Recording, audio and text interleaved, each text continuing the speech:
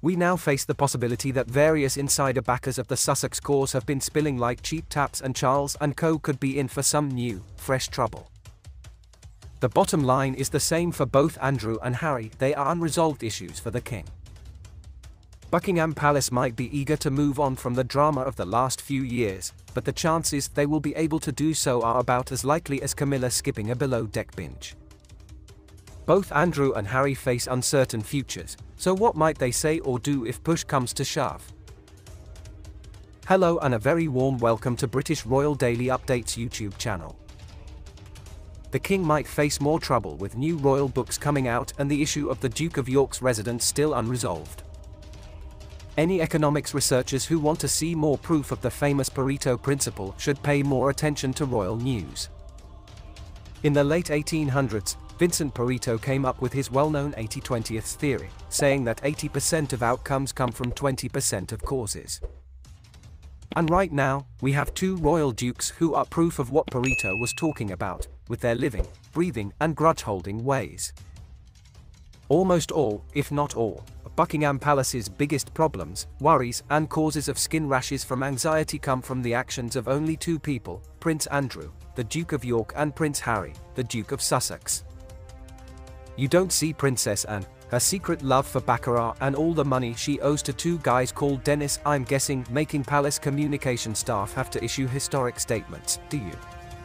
Or that one time Prince Edward rigged the Highland Games being exposed, shaking the monarchy, huh? For years, Spare 1 and Spare 2 have caused palace PR chaos and trouble, but things have been quiet lately. But if King Charles thought his brother and son's controversy-causing, crisis-making days were over, both men ready to spend a few years of sad house-sitting and aimlessly passing the time, then I have some very bad news. Because there are some signs and details that suggest both the Andrew and Harry-related fires could be about to flare up again and cause more rashes. I know, if you're reading this, that you are very familiar with how we got here. There was Andrew's friendship with Jeffrey Epstein, a man who would become a convicted sex offender and was facing a child sex trafficking trial when he killed himself in 2019.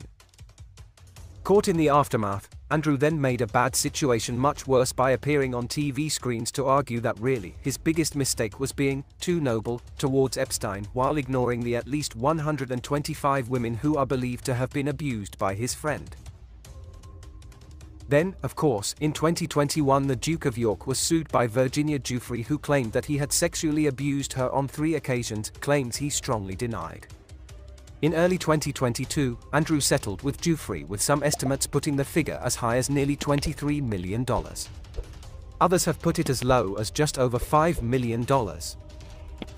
And thus a hopeful person might think the Andrew story had ended, with disgrace, notoriety, and a man doomed to spend the next 3 decades unwelcome at the best golf courses and Wiltons.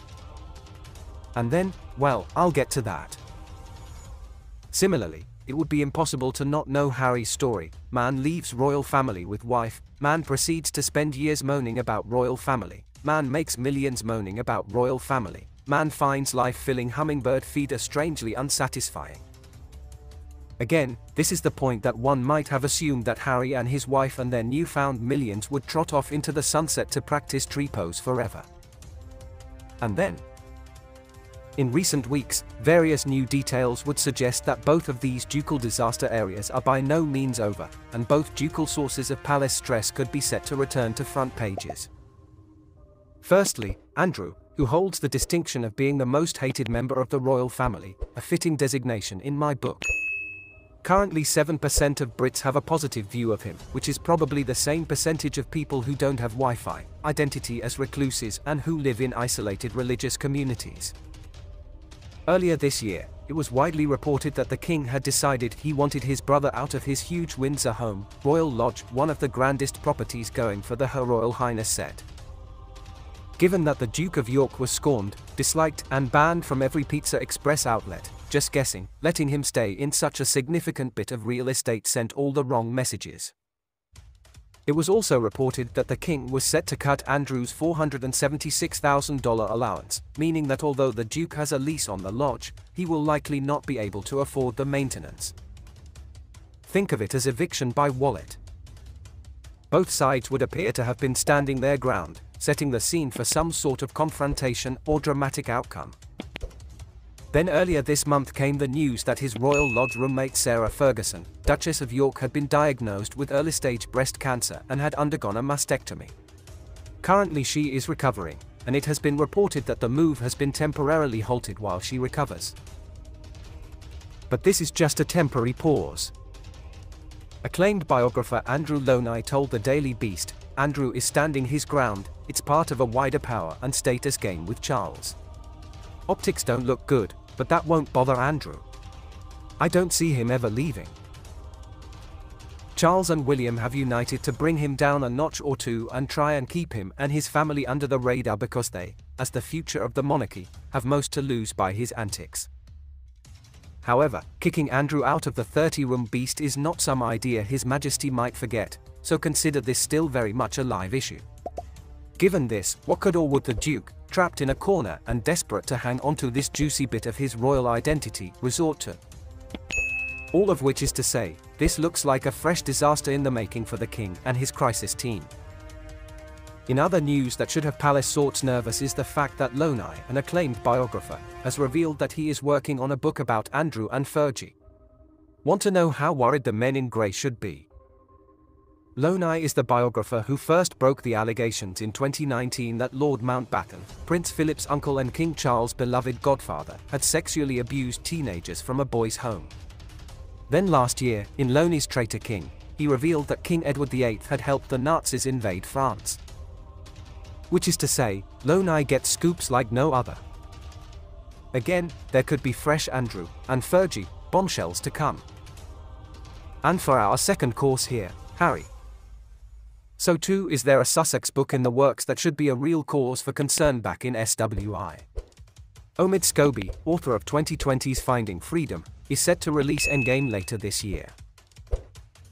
And it's at this point Queen Camilla should see if she can get some CBD gummies, because her husband might be in need of a bit of relief given what could lie ahead.